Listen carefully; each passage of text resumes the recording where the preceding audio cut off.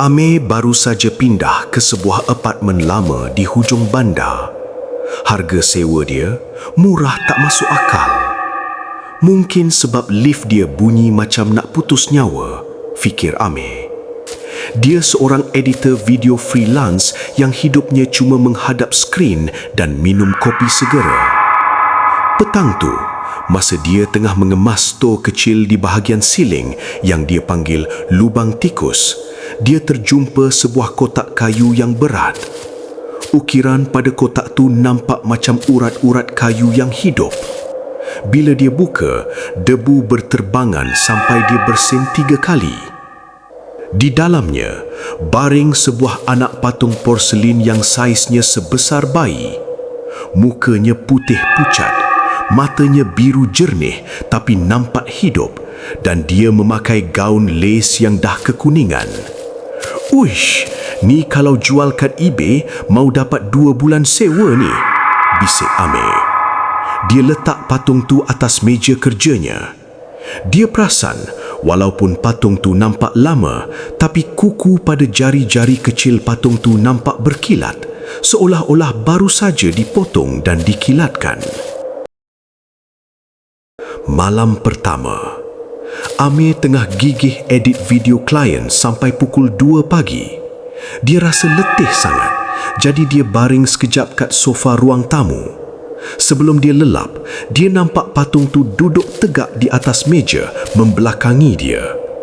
"Esok aku cuci kau," gumam Amir sebelum terlelap. Pukul 4 pagi, Amir terjaga sebab rasa sejuk yang amat. Dia pandang ke arah meja kerja. Patung tu dah tak ada di situ. Jantung Amir mula berdegup kencang. Dia bangun, capai lampu picit. Dia suluh ke seluruh ruang tamu. Rupa-rupanya, patung tu sekarang ada di atas lantai, tepat-tepat di hujung kaki sofa tempat Amir tidur tadi. Kepalanya terdongak ke atas, mata birunya merenung tepat ke arah mata Amir. Okey, mungkin jatuh sebab gegaran lori lalu kot. Amir cuba sedapkan hati sendiri. Walaupun dia tahu tak ada lori yang lalu pukul 4 pagi kat kawasan sunyi ni. Hari kedua, Amir cuba nak buat kerja, tapi dia tak boleh fokus. Setiap kali dia pusing belakang, dia rasa macam patung tu tengah memerhati. Akhirnya, dia ambil keputusan untuk simpan patung tu dalam almari baju. "Duduk sini diam-diam, jangan nak main sorok-sorok dengan aku," kata Amir sambil mengunci pintu almari. Malam tu, masa dia tengah baring dalam gelap, dia dengar bunyi screech, screech, bunyi kuku mencakar kayu dari dalam almari. Kemudian, bam, pintu almari terbuka sendiri. Bunyi tapak kaki kecil berlari laju di atas lantai mozaik. Amir terus petik suis lampu. Kosong. Tapi bila dia pandang ke bawah katil, dia nampak sepasang kaki porselin kecil tengah menyorok di sebalik kain langsir katil.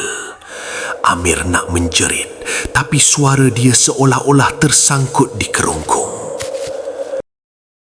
Amir dah tak tahan. Dia ambil patung tu, balut dengan plastik hitam dan letak dalam stor bawah sinki dapur. Dia letak tong gas dekat pintu stor tu supaya benda tu tak boleh keluar. Dia masuk bilik air nak mandi bagi tenang. Tengah dia syampu rambut, tiba-tiba bau wangi bunga melati yang sangat kuat memenuhi bilik air. Bau tu macam bau orang mati yang baru lepas dimandikan. Tiba-tiba, langsir bilik mandi ditarik dari luar. Serit! Amir tersentak, mata dia pedih kena sabun. Dalam samar-samar wap air panas, dia nampak bayang kecil berdiri di balik langsir. Dia rasa ada tangan yang sejuk gila, macam ais menyentuh betis dia. "Abang, sabun tu pedih ke?" Suara halus berbisik. Amir terus rempuh pintu bilik air dan lari keluar dengan hanya bertuala. Dia tengok stor bawah sinki. Tong gas tu dah beralih ke tengah dapur dan pintu stor terbuka luas. Amir terduduk di ruang tamu menggigil. Dia tengok TV tiba-tiba terpasang sendiri. Skrin cuma ada bintik-bintik hitam putih. Tiba-tiba, imej mula muncul. Imej tu menunjukkan rakaman litar tertutup CCTV dalam bilik tidur Amir yang dia tak pernah pasang pun. Dalam video tu, Amir nampak diri dia sendiri tengah tidur. Dan di atas dada dia, patung tu tengah duduk sambil pegang sebilah gunting kecil. Patung tu dalam video tu menoleh ke arah kamera dan melambai tangan. "Jom main sorok-sorok. Kalau saya jumpa abang, saya nak mata abang boleh?" Suara tu keluar dari pembesar suara TV. Amir terus capai pasu bunga dan baling ke skrin TV sampai pecah berderai. Sunyi. Tapi dalam kesunyian tu, dia dengar bunyi gelak kecil budak perempuan dari bawah sofa.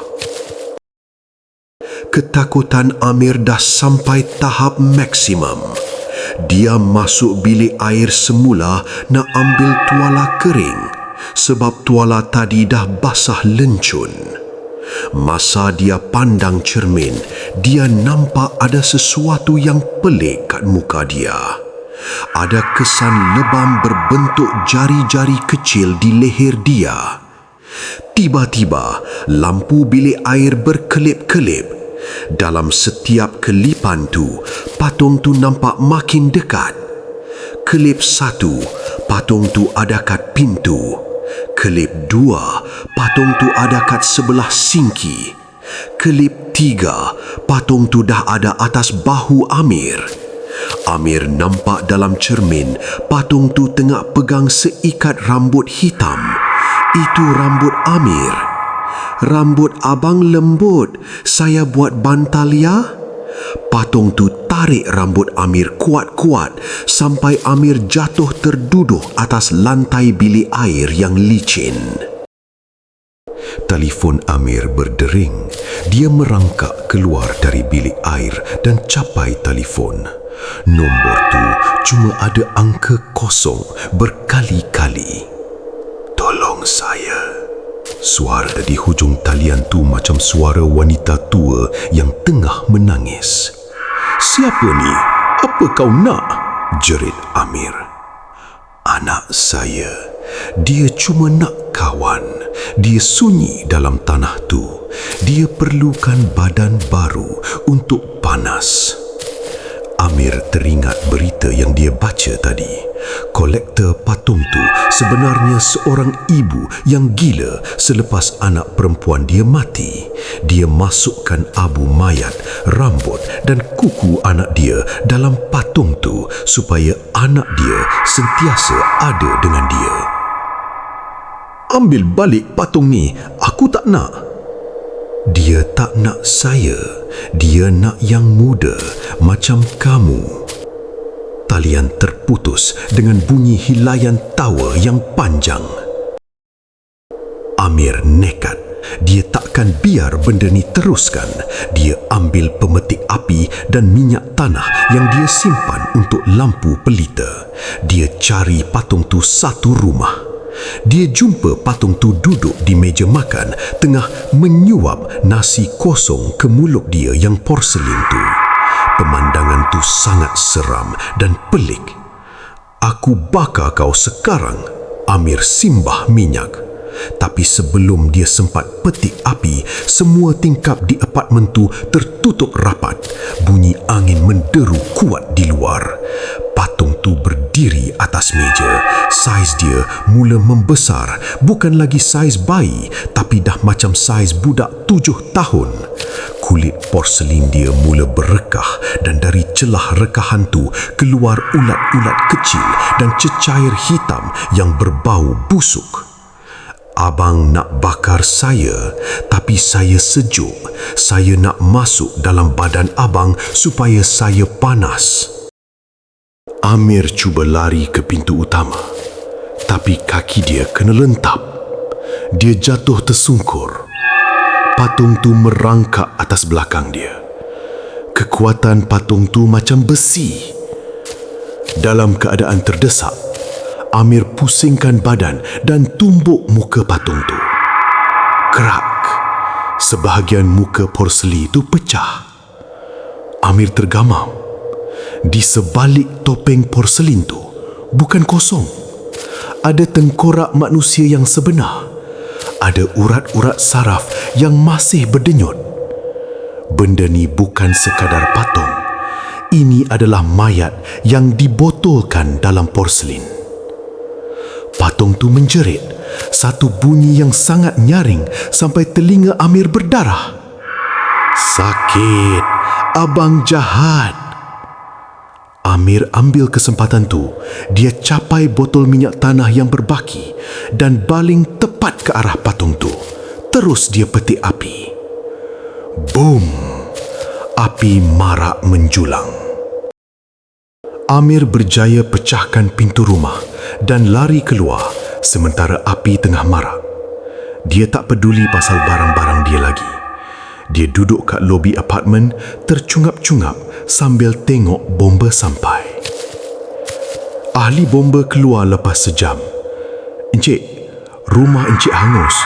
Tapi pelik, kami tak jumpa saki-baki patung yang encik cakap tu. Cuma ada timbunan abu kat tengah ruang tamu. Amir rasa lega. Mungkin dah hancur jadi debu, fikirnya. 3 bulan kemudian, Amir dah pindah ke rumah baru di kampung. Dia rasa dah selamat. Satu malam, dia dengar bunyi van kurier berhenti depan rumah. Encik Amir, ada bungkusan self-pickup yang tertinggal kat pejabat lama. Amir ambil kotak tu. Kotak kayu yang sama. Dia tak nak buka. Dia terus gali lubang belakang rumah dan tanam kotak tu sedalam 5 meter. Malam tu, masa dia tengah tidur nyenyak, dia rasa bantal dia sangat empuk. Dia raba bantal tu, tapi teksturnya keras dan sejuk. Amir buka mata. Dia bukan atas katil. Dia dalam lubang yang dia gali tadi. Dia tertimbun dengan tanah dan di sebelah dia, patung tu tengah baring sambil peluk lengan Amir. Muka patung tu dah tak pecah, malah nampak makin serupa dengan muka Amir. Terima kasih bang, rumah baru ni luas sikit, bisik patung tu sebelum Amir hilang nafas dalam tanah.